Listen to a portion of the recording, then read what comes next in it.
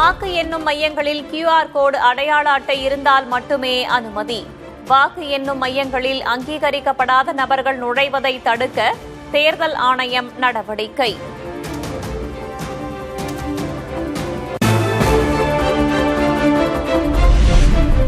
அண்ணா அறிவாலயத்தில் கட்சி நிர்வாகிகளுடன் திமுக தலைவரும் முதல்வருமான ஸ்டாலின் ஆலோசனை. வாக்கு எண்ணிக்கை முழுவதுமாக முடியும் வரை கூடுதல் கவனத்துடன் இருக்குமாறு அறிவுறுத்தல்.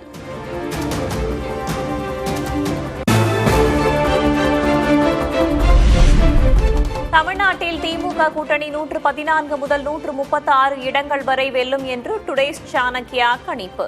அதிமுகவை முந்தி தாவேக 2வது இடத்தை பெறும் என்றும் தகவல்.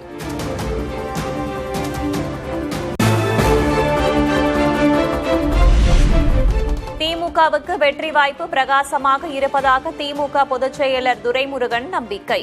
தேர்தலுக்கு பிந்தைய கருத்து கணிப்புகள் தொடர்பான கேள்விக்கு பதில். திமுகவுக்கு தான் வெற்றி வாய்ப்பு, திமுகவுக்கு தான் உண்டு. புதிய கட்சிகளுக்கு வாய்ப்பு இருக்குன்னு சொல்றாங்க, நீங்க எப்படி பாக்குறீங்க? எங்களுக்கு இந்த கருத்து கணிப்பை பற்றிகள்லாம் கூட இல்ல. எங்களுக்கு திடமான நம்பிக்கை உண்டு. திராவிட முன்னேற்ற கழகம் பொருள் மெஜாரிட்டியில் வரும். அதிமுகவுக்கு எதிரான கருத்து கணிப்புகளை கண்டு யாரும் மனம் தளர வேண்டாம் என்று எடப்பாடி பழனிசாமி அறிக்கை. திமுகவின் பித்தலாட்ட நாடகங்கள் ஒருபோதும் எடுபடாது எனவும் திட்டவட்டம்.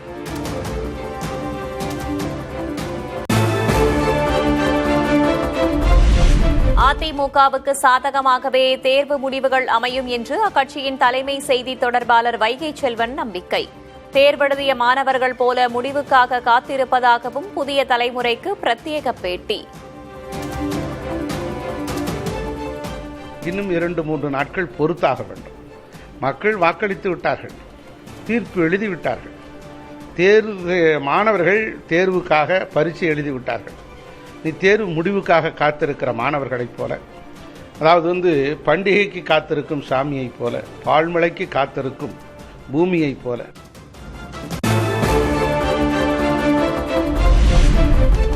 தாவேக வேட்பாளர்களுடன் விஜய் ஆலோசனை. வாக்கு எண்ணிக்கையின் போது கவனமாக இருப்பது, வேட்பாளர்களின் செயல்பாடுகள் குறித்து அறிவுறுத்தல்.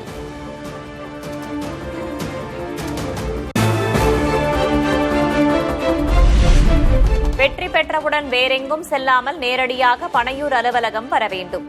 தாவேக வேட்பாளர்களுக்கு கட்சித் தலைவர் விஜய் அறிவுறுத்தல்.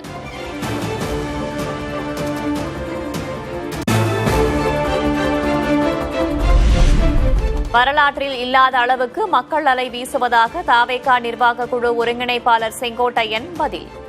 200க்கும் மேற்பட்ட இடங்களில் வென்று தாவேக ஆட்சி அமைக்கும் எனவும் உறுதி.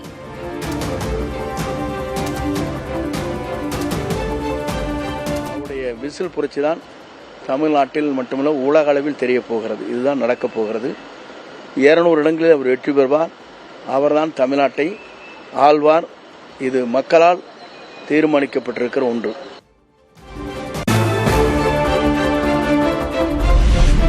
விஜயின் தாவேக பெறும் வாக்குகளால் திமுகவுக்கு எந்த பாதிப்பும் இல்லை என RS பாரதி திட்டவட்டம். கடந்த தேர்தலில் நோட்டாவுக்கு சென்ற வாக்குகள் இந்த முறை தாவேகாவுக்கு கிடைக்கலாம் எனவும் கருத்து.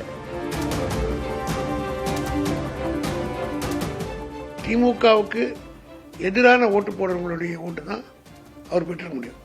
குறிப்பாக இப்போ நோட்டா எவ்வளோ வாங்கினாங்கன்றது போன எலெக்ஷன் நீங்கள் பார்த்தீங்கன்னா, இந்த எலெக்ஷன் அந்த நோட்டா ஓட்டு இருக்காதுன்னு அபிப்பிராயம்.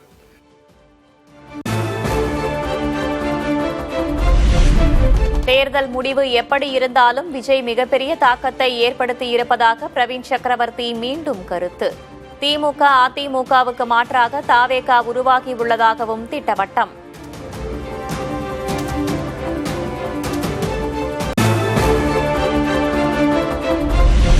தமிழகம் மற்றும் கேரளாவில் பாஜக தலைமையிலான கூட்டணி வலுவான சக்தியாக உருவெடுக்கும். மத்திய அமைச்சர் தர்மேந்திர பிரதான் நம்பிக்கை.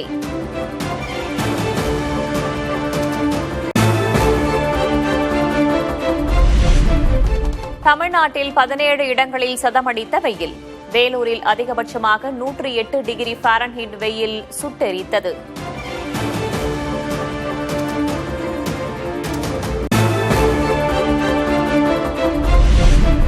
சென்னையில் நாளை 106 டிகிரி ஃபாரன்ஹீட் வெயில் கொளுத்தும். வானிலை ஆய்வு மையம் எச்சரிக்கை.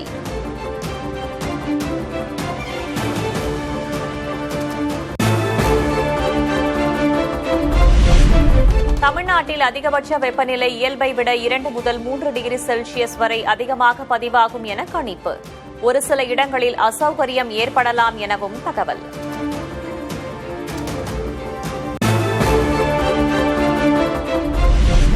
திருச்சி அரசு மருத்துவமனையில் வெப்ப பாதிப்பு நோயாளிகளுக்கென தயார் நிலையில் சிறப்பு வார்டு. உடல் வலி ஏற்பட்டால் சுயமாக மாத்திரைகளை உட்கொள்ள வேண்டாம் என மருத்துவர்கள் அறிவுரை.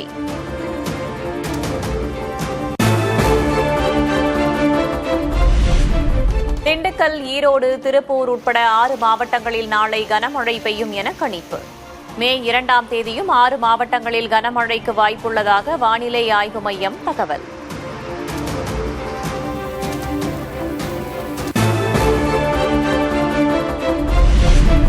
உதகை மற்றும் சுற்றுவட்டார பகுதிகளில் கொட்டிய கனமழை. சாலைகளில் பெருக்கெடுத்த மழை நீர்.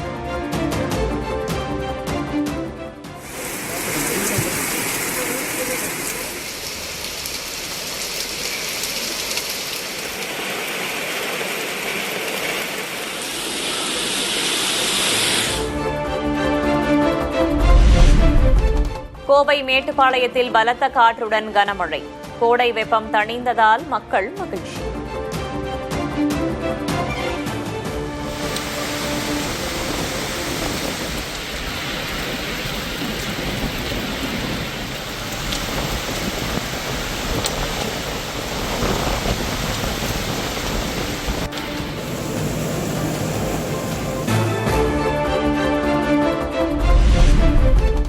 நெல்லை மாவட்டம் கல்லிடைக்குறிச்சி பகுதியில் திடீரென பெய்த கனமழை. பலத்த காற்றும் வீசியதன் காரணமாக சுமார் 3 மணி நேரத்திற்கும் மேலாக மின் தடை.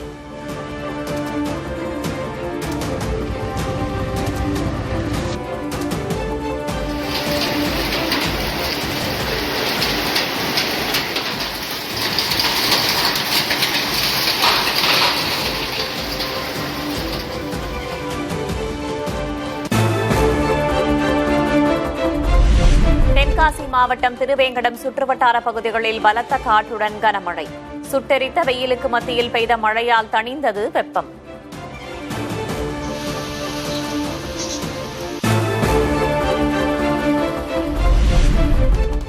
தூத்துக்குடி மாவட்டம் கோவில்பட்டி சுற்றுவட்டார பகுதிகளில் கோடை மழை. கழுகுமலை, நாலாட்டின்புதூர் பகுதிகளில் குளிர்ச்சியான சூழல்.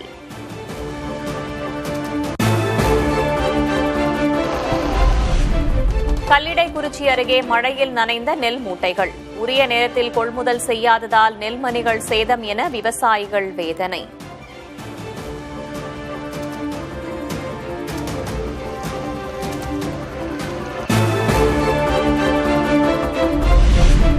அழகர் கோவிலிலிருந்து மதுரை வந்த கள்ளழகருக்கு உற்சாக வரவேற்பு. ஒவ்வொரு மண்டகப்படியிலும் பக்தர்கள் குவிந்து வழிபாடு.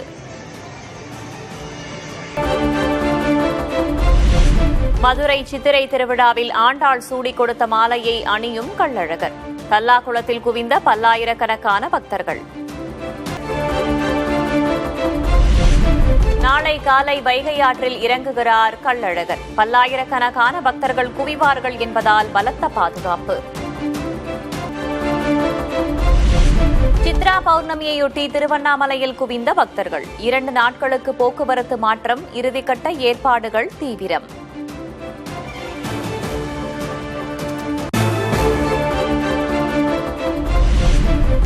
திருவண்ணாமலை கிரிவலம் செல்ல வேலூர் புதிய பேருந்து நிலையத்தில் அலைமோதும் பக்தர்கள் கூட்டம். கிரீன் சர்க்கிள் மற்றும் புதிய பேருந்து நிலைய பகுதியில் போக்குவரத்து நெரிசல்.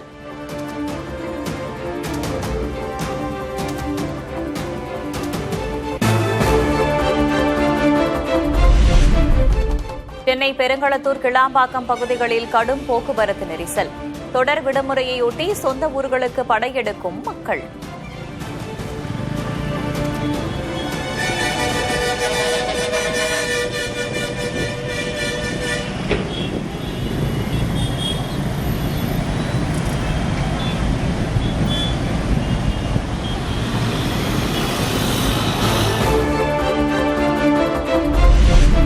சிறப்பு நீதிமன்ற நீதிபதிகள், மாஜிஸ்திரேட் என 95க்கும் மேற்பட்டோர் பணியிட மாற்றம். முன்னாள் அமைச்சர்கள் செந்தில் பாலாஜி, சி. விஜயபாஸ்கர் உள்ளிட்டோரின் வழக்குகளையும் விசாரித்த நீதிபதிகள் மாற்றம்.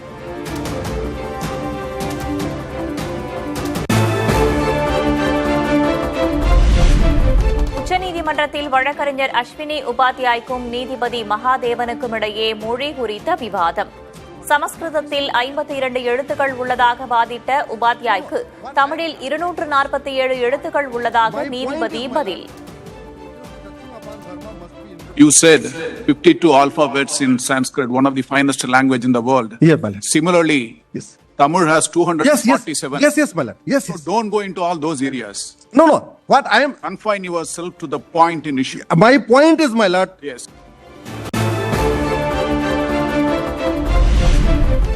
தொழிலாளர்களின் உண்மை தோழனாக திமுக என்றென்றும் திகழ்ந்திடும். திமுக தலைவர் மு.க. ஸ்டாலின் மே தின வாழ்த்து.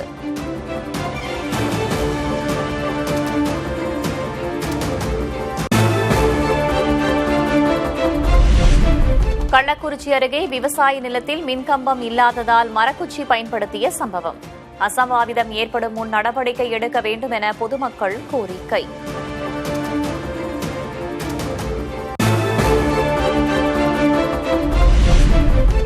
உழைப்பு மட்டுமே நம்மை உயர்த்தும் என அதிமுக பொதுச் செயலர் எடப்பாடி கே. பழனிசாமி பதிவு. உழைக்கும் கரங்களின் ஒற்றுமையை உணர்த்தும் மே தினம் என்றும் வாழ்த்து.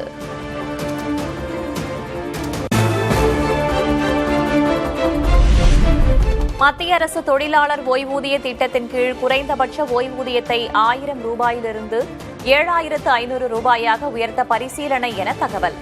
ஏடிஎம் மூலம் பிஎஃப் பணத்தை எடுக்கும் வசதியும் விரைவில் அறிமுகம் என எதிர்பார்ப்பு.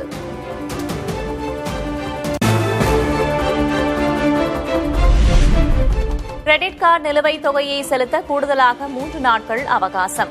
புதிய விதிகளை வெளியிட்டது ரிசர்வ் வங்கி.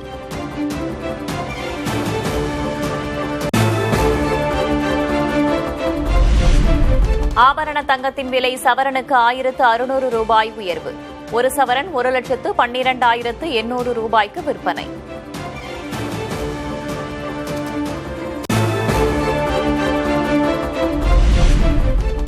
நாட்டையே உலுக்கிய புதுச்சேரி சிறுமி பாலியல் வன்கொடுமை வழக்கில் தீர்ப்பு. கைது செய்யப்பட்ட கருணாஸ் குற்றவாளி என்று அறிவித்த புதுச்சேரி நீதிமன்றம்.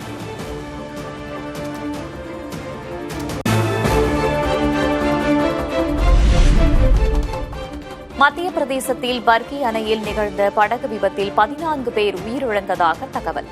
சுற்றுலா பயணிகள் படகு சவாரி மேற்கொண்ட போது துயரம்.